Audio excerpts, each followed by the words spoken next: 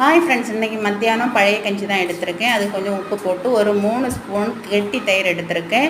அதுவும் கொஞ்சம் சின்ன உள்ளியும் வெட்டி போட்டு நல்லா பிசைஞ்சிட்டு பிறகு தயிர் ஊற்றி மாங்காய் ஊறுகாய் போட்டு வச்சுருந்தேன் ஒரு 2-3 நாளைக்கு முன்னாடி. அதுலேயும் கொஞ்சம் எடுத்திருக்கேன். அப்புறம் காலையில் பசங்களுக்கு ஆஃபீஸுக்கு வட்டை வச்சு கொடுக்கறதுக்கு உருளைக்கிழங்கு பொரியல் பண்ணியிருந்தேன். அதுலேயும் கொஞ்சம் எடுத்திருக்கேன்.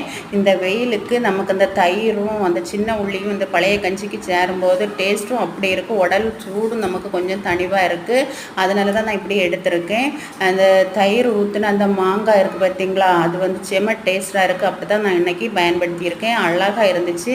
நீட்டாக கஞ்சி குடித்தாச்சு. அப்புறம் எனக்கு சப்ஸ்கிரைபும் இல்லை, வியூஸ், லைக்ஸ் எதுவுமே கிடையாது. அது என்னோட தப்பு தான்.